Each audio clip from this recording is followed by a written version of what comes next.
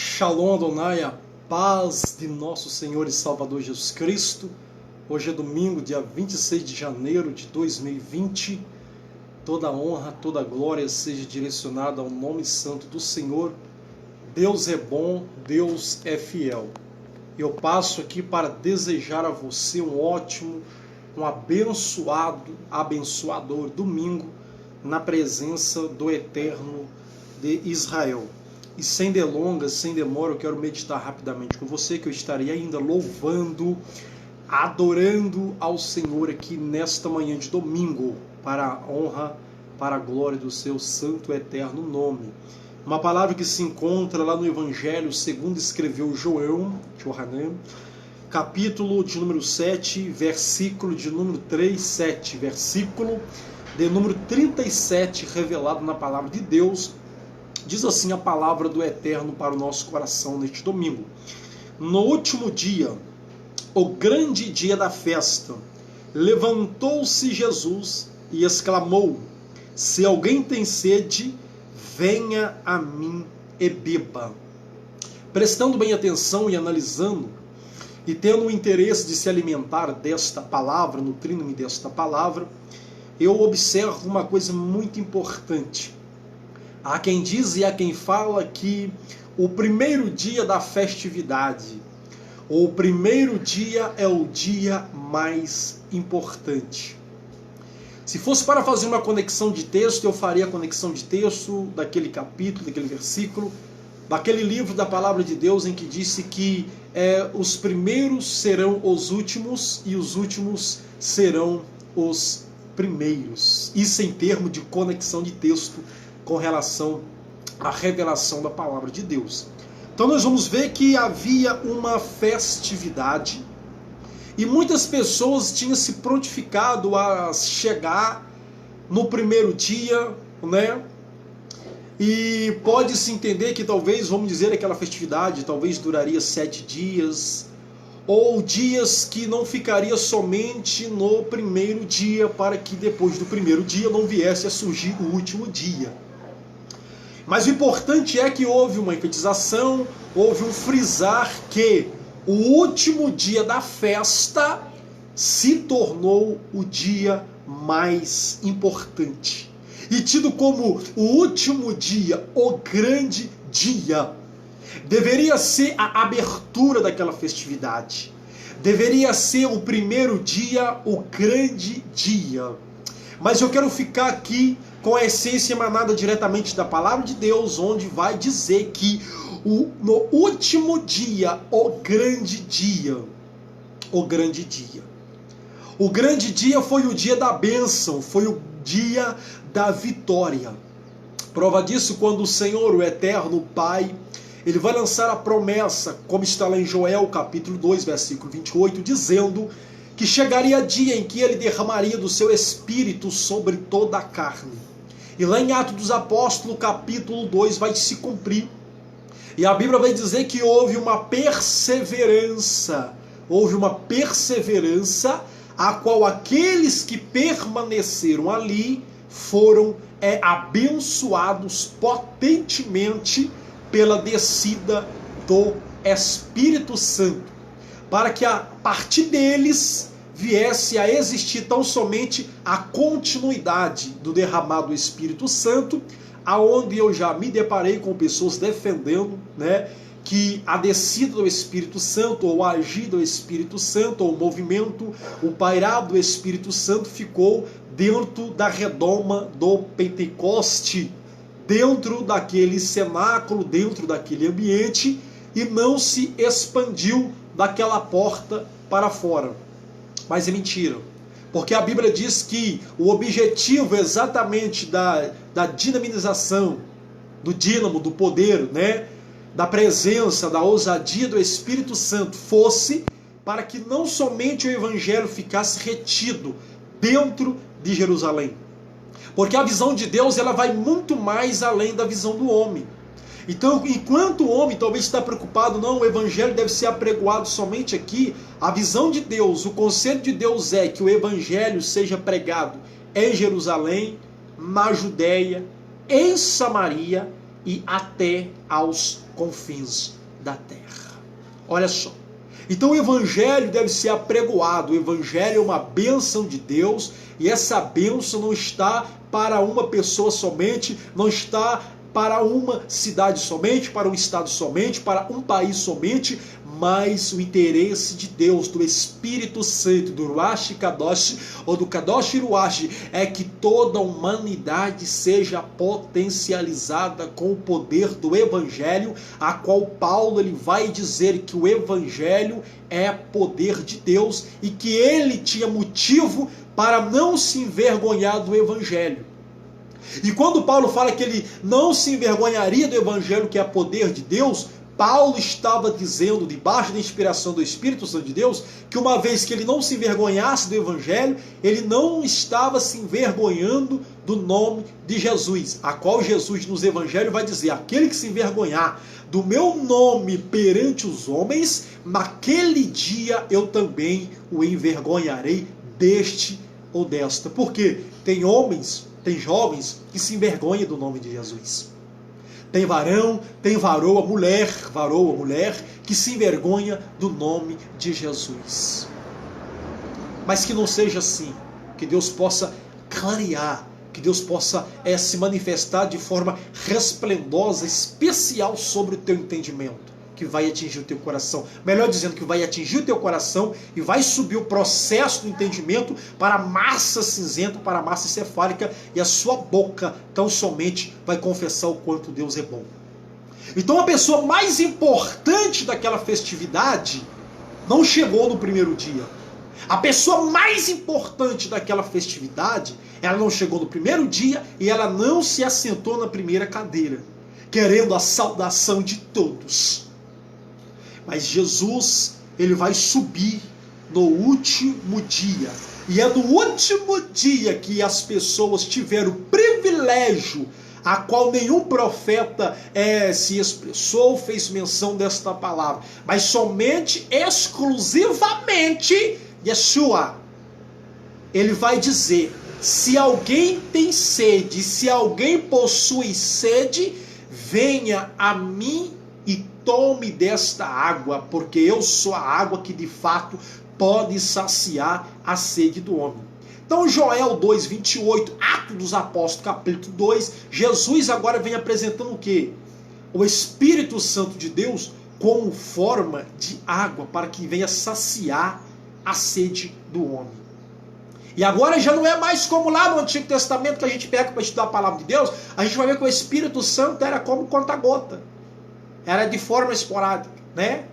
Conta-gota, que nós aprendemos diretamente na Bíblia, que o privilégio tinha 3 classes: reis, sacerdotes e profeta.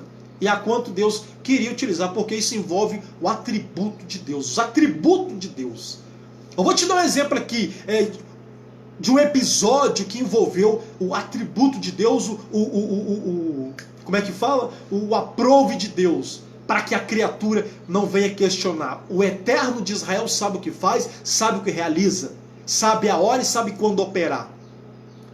É quando tinha muitas pessoas ali, mas aprove Deus, foi da vontade de Deus, foi do agrado de Deus, foi da vontade plena, completa de Deus, foi do atributo do Eterno Criador da humanidade, dele usar a jumenta.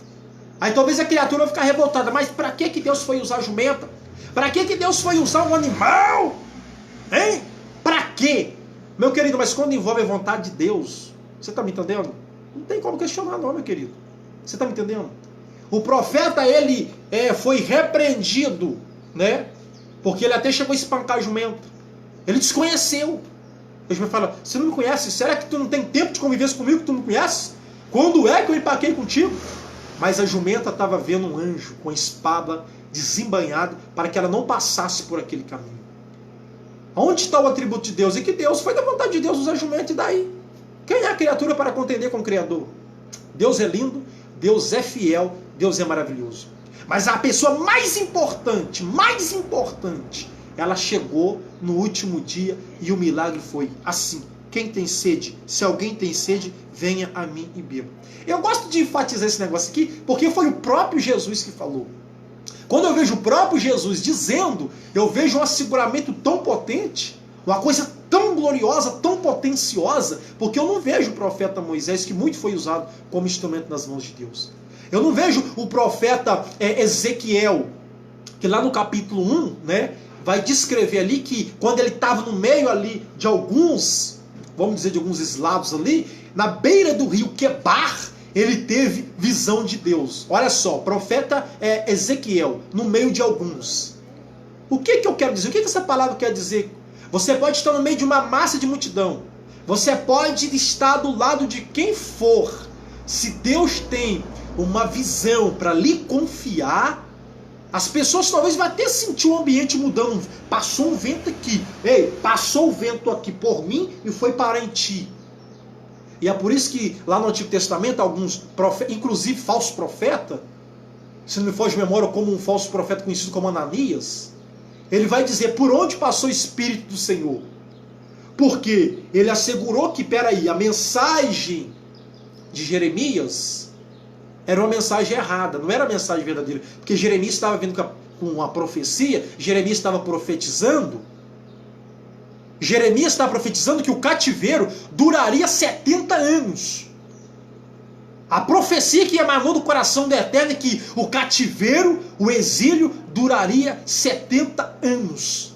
E o falso profeta, ele se levanta dizendo, não vai durar nada de 70 anos, não. Num cabo de 2 anos, tá todo mundo comendo bem, tá todo mundo vestindo bem, tá todo mundo plantando, todo mundo colhendo. Daqui 2 anos, tá todo mundo em plena harmonia. Essa não era a mensagem de Deus.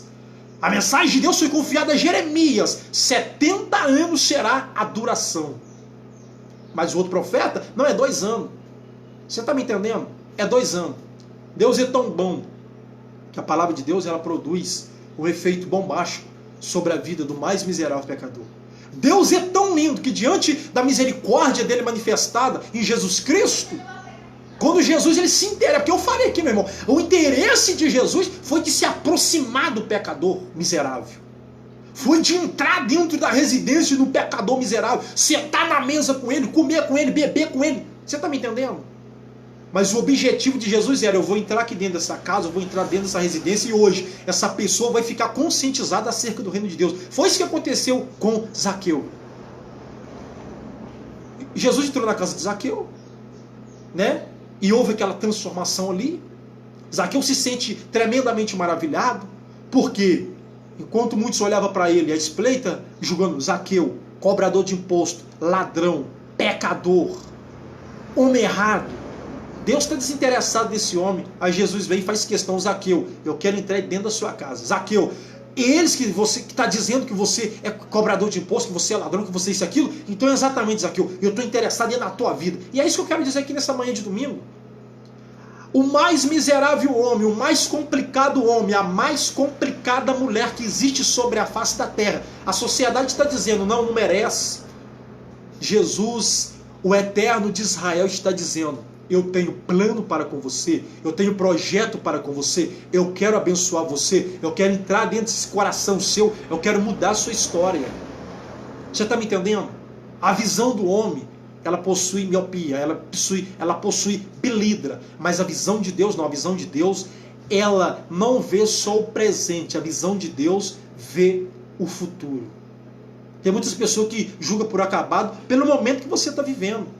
Ah, está vivendo esse quadro aqui, ela está vivendo esse quadro aqui, é o ponto final na vida dela, é o ponto final na história de sucesso dela. Não, é no ponto final onde o homem traz, é onde Deus começa a escrever uma história linda, uma história maravilhosa para você, tá? Essa gravação aqui da live aqui, lá vai lá pro meu canal lá, Leon e Erudá, que Deus possa lhe abençoe em nome de Jesus. Então no último dia, ele chegou e exclamou, se alguém tem sede, venha a mim e beba. E eu ainda gostaria de estar louvando o Eterno de Israel com louvor do Gerson Rufino, que tem por nome referência, tá? Vou estar soltando aqui, vou estar louvando o Senhor, e eu quero que você seja, nesta manhã de domingo, dia 26 de janeiro, primeiro mês do ano 2020, quero que você seja aí poderosamente abençoada pelo Eterno de Israel. Glória a Deus. Vamos voltar aqui em nome de Jesus. Maravilha de Deus. Oh, glória.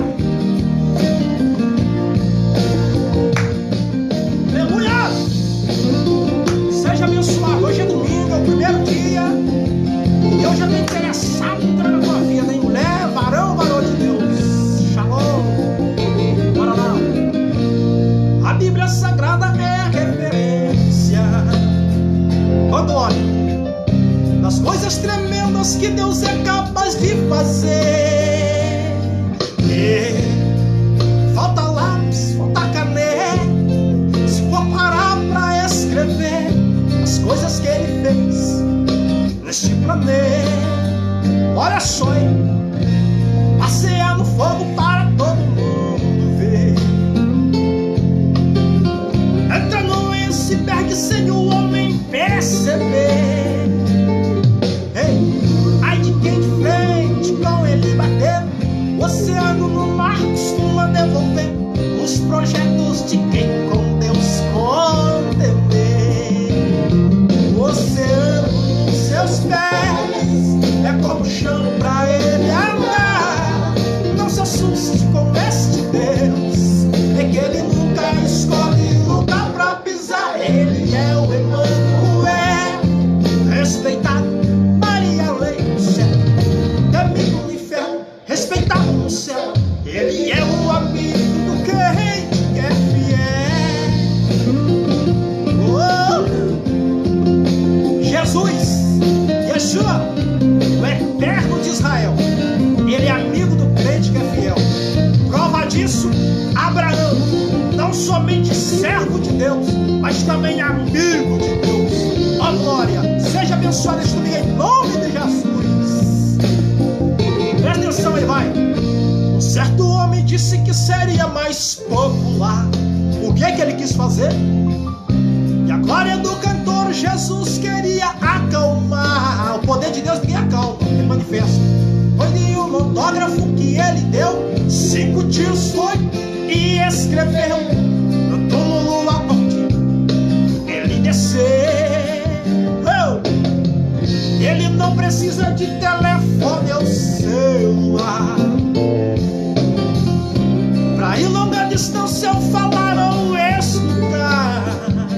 Deus, nas alturas está sua habitação, mas se o crente fizer uma oração, no fundo do mar está sua audição. Ei, o oceano nos seus pés é como chão pra ele andar. Não se assuste com este Deus, é que Ele nunca escolhe lugar pra pisar. Ele é o Emanuel, Deus conosco, respeitado no Maria Leite, céu. Ei, temido no inferno, respeitado no céu. Ele é o amigo do crente que é fiel. Oh, do crente que é fiel. Oh, do crente que é fiel. Do crente que é fiel. Oh, aleluia. Oh, glória. Então é isso, varão, é isso, varoa. Que Deus venha te pegar de jeito neste domingo, pelo seu Santo Espírito, ministrar o seu coração, para que o nome santo dele seja glorificado, amém? Então, um forte abraço aí a todos, beijão no coração de cada um aí, em nome de Jesus.